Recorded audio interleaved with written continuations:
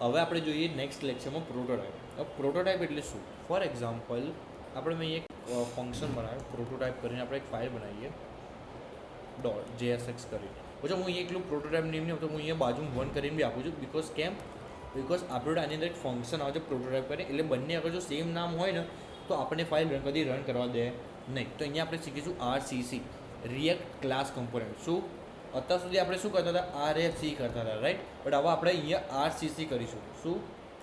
RCC એટલે કે react class component. ક્લાસનું જે નેમ હોય એ બેઝિકલી આપણું જે ફાઇલનું નેમ હોય એ જ મારું ક્લાસનું નેમ હોય, બરાબર? ફોર એક્ઝામ્પલ હું અહીંયા જાઉં, એક કન્સ્ટ્રક્ટર નામનો મેં અહીંયા વેરિયેબલ ડિફાઇન કર્યો. હવે મેં શું પાસ કર્યું? પ્રોપ્સ. હવે અગર મારા કન્સ્ટ્રક્ટરને એક્ઝિક્યુટ કરાવવું હોય તો મારે કયા કીવર્ડની હેલ્પ લેવી પડે? સુપર કીવર્ડની મદદ લેવી પડે, અને એની મદદથી મારે અહીંયા કોને એક્ઝિક્યુટ કરવો પડે? પ્રોપ્સને એક્ઝિક્યુટ કરવો પડે, તો જ મારો કન્સ્ટ્રક્ટર એક્ઝિક્યુટ થાય. આટલું ખબર પડી કે ના ખબર પડી? હવે સપોઝ કરો મેં આની અંદર શું કર્યું, એક નેમ કરીને કાં તો પછી આપણે કરીએ ફોર એક્ઝામ્પલ સ્ટેટ કરીને એક ઓબ્જેક્ટ ક્રિએટ કરીએ. શું ક્રિએટ કરીએ? ઓબ્જેક્ટ. જેમ કે મેં નેમમાં શું સ્ટોર કર્યું? મેં અહીંયા સ્ટોર કર્યું ક્રિશ. ખબર પડી ગઈ? હવે આ સ્ટેટની આગળ મેં શું લગાવી દીધું? This dot. હવે ધીસ ડોટ લગાવવાથી ફાયદો શું થાય?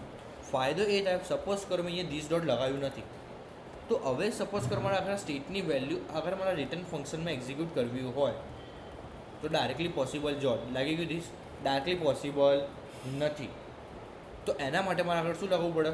This dot. હવે ધીસ ડોટ લગાવવાની મદદથી આ જે સ્ટેટ નામનો જે ઓબ્જેક્ટ હતો ને એ આખા ફાઇલમાં મારા કોમન થઈ ગયો. શું થઈ ગયો? કોમન. તો આમાં ક્યાંય બી હું એને યુઝ કરી શકીશ, બસ ખાલી ધીસ ડોટ સ્ટેટ યુઝ કરીને. આટલું ખબર પડી? હવે સપોઝ કરો હું અહીંયા લખી દઉં example of a prototype. Done છે. આપણે આ ફાઇલને અહીંયા કોલ કરીએ.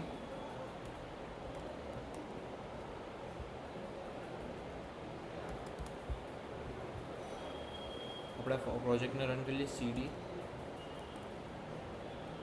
npm રન દેવ. ઓપન કરીએ તો જો આવી ગયો અહીંયા એક્ઝામ્પલ ઓફ પ્રોટોટાઇપ. આઈડિયા આવી ગયો તમને?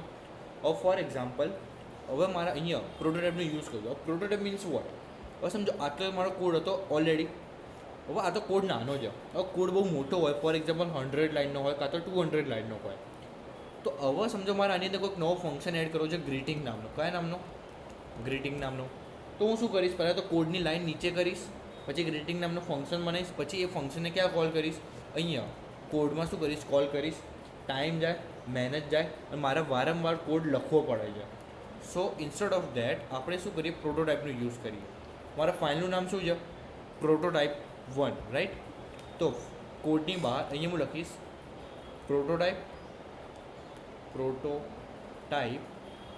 1 ડોટ પ્રોટોટાઇપ. હવે આ જે ડોટ કહીને જે તમને સજેશન આ મારું ફંક્શન છે રિએક્ટનું. ડોટ કયા નામનું મારે ફંક્શન બનાવવું છે? મેં કીધું ગ્રીટિંગ નામનું મારે ફંક્શન બનાવવું છે. આપણે અહીંયા એક ફંક્શન ક્રિએટ કરી દઈએ. અમારે અહીંયા ફંક્શનનું નામ આપણને જરૂર નથી. કેમ? બિકોઝ આપણે એક વન ટાઈપ ઓફ વેરિયેબલની અંદર આપણે એને સ્ટોર કર્યો છે. કયો વેરિયેબલ? ગ્રીટિંગ નામનો.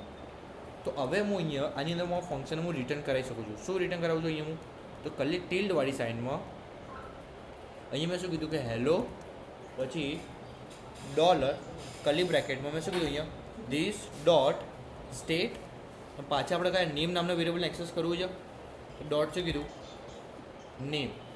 ખબર પડી ગઈ?